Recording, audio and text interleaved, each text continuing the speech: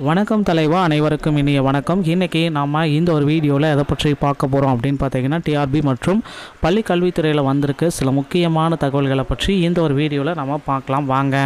So நீங்கள் நம்முடைய சேனலை முதல் முறையாக பார்க்குறீங்க அப்படின்னா மறக்காமல் ஒரு சப்ஸ்கிரைப் பட்டன் பெல்லை கிளிக் பண்ணி வச்சுக்கோங்க. தமிழகத்தில் முதுகலை பட்டதாரியுடைய சான்றிதழ் சரிபார்ப்பு முடித்தவர்களுக்கு தற்காலிக தெரிவு பட்டியல் தற்சமயம் வெளியிட்டிருக்காங்க. முதற்கட்ட தற்காலிக தெரிவு பட்டியல் வெளியிட்டாங்க. அதுக்கப்புறம் இரண்டாம் கட்ட தற்காலிக தெரிவு பட்டியலும் வெளியிட்டாங்க. இதற்கப்புறம் இவர்களுக்கு எப்பொழுது அப்பாயின்மெண்ட் ஆர்டர் வர இருக்குங்க. ஸோ தேர்தல் தேதிகளும் அறிவிக்கப்பட்டது. இதனால் தமிழகத்தில் அடுத்து நடக்கக்கூடிய ஒரு மிகப்பெரிய ஒரு குழப்பம், ஆசிரியர் தேர்வு வாரியத்தில் அடுத்தடுத்து ரொம்ப குழப்பங்கள் நிகழ்ந்த நாளாகவே இருக்குங்க. ஸோ ஆசிரியர் தேர்வு வாரியத்தில் இவர்களுக்கு ஒரு சுமூகமான முடிவுகள் எப்பொழுது எடுக்கப்படும், இவர்களுக்கு பணி நியமன ஆணைகள் எப்பொழுது வழங்கப்படும் என்பன குறித்து இந்த வீடியோவில் முழுமையாக பார்க்கலாம். ஸோ வீடியோ ஸ்கிப் பண்ண பாருங்கள், அப்போ தான் என்ன சொல்ல வரோம் அப்படின்றது உங்களுக்கு கிளியராக புரியுங்க. ஸோ ஆசிரியர் தேர்வு வாரியத்தில் பிஜிடிஆர்பி பணி நியமன கலந்தாய்வுக்கு பிறகு ஆங்கிலம், வேதியியம், பொருளியல் பாடங்களுக்கான காலி பணியிடங்களுடைய விவரங்கள் தற்சமயம் சேர்க்கப்பட்டிருக்குங்க. ஸோ தற்சமயம் மீண்டும் இந்த வேக்கன்சிஸ் பட்டியல் எல்லாமே மாற்றியமைக்கப்பட்டிருக்காங்க. So government higher secondary school மேலுக்குட்டி புதுக்கோட்டையில் ஒன்று, government higher secondary school Lalpet கூடலூரில் ஒன்று, கவர்மெண்ட் ஹையர் ஸ்கூல் வேப்பனப்பள்ளி கிருஷ்ணகிரியில் ஒன்று.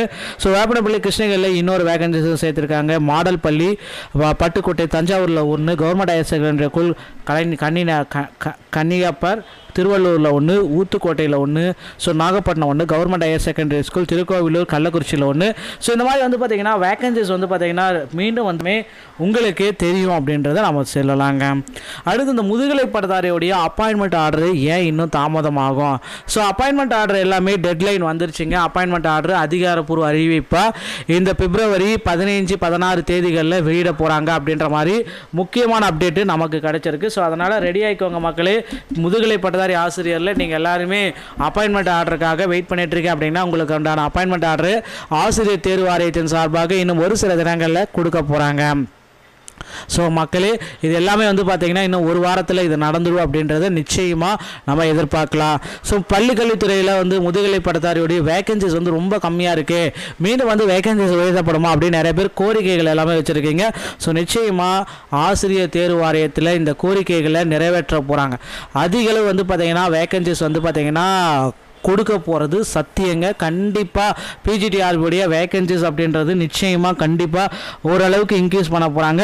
ஸோ இது எல்லாருமே பார்த்திங்க அப்படின்னா மக்கள் எல்லாருமே என்ன முக்கியமான முடிவுகள் எடுக்க போகிறாங்க அப்படின்றது தான் இப்போ கேள்விக்குறியாக இருக்குது. ஸோ கிட்டத்தட்ட மக்களுடைய எதிர்பார்ப்புகள் நாளுக்கு நாள் வலுவடைந்திருக்கு அப்படின்ற மாதிரி. ஸோ ஆசிரியர் தேர்வு வாரியத்தில் இது எல்லாமே பார்த்திங்கன்னா நடந்தே ஆகணும். விரைவில் பார்த்திங்கன்னா முதுகலை பட்டதாரியுடைய பணி நியமனம்னா தேர்தல் தேதிகள் அறிவிச்சிட்டாங்க. இந்த டைமில் அப்பாயின்மெண்ட் ஆர்டர் கொடுப்பாங்களா அப்படின்றது ஒரு சந்தேகத்தில் இருக்குது. ஒருவேளை இந்த நியமனங்கள் நிறுத்துவாங்களா, இல்லை அடுத்த நியமனங்கள் கொண்டு வருவாங்களா, இப்படி ஒவ்வொரு ஆசிரியர்களுமே பார்த்திங்கன்னா தேர்வு எழுதிட்டு கத்தி மேலே நிற்கிற சுச்சுவேஷனுக்கு ஆசிரியர்கள் தள்ளப்பட்டிருக்காங்க. ஏன்னா கால தாமதம், கால விரயம் எல்லாமே நிறைய டிலே பண்ணிட்டு இருக்காங்க. ஸோ இவர்களுக்கு எப்போ அப்பாயின்மெண்ட் லெட்டர் வருவாங்க அப்படின்றது இப்போ ஒரு கேள்விக்குறியாக இருக்குது. ஸோ கண்டிப்பாக அப்பாயின்மெண்ட் லெட்டர் இன்னும் ஒரு சில தினங்களில் வந்துவிடும் அப்படின்ற ஒரு நம்பிக்கையோடு இருக்கலாங்க.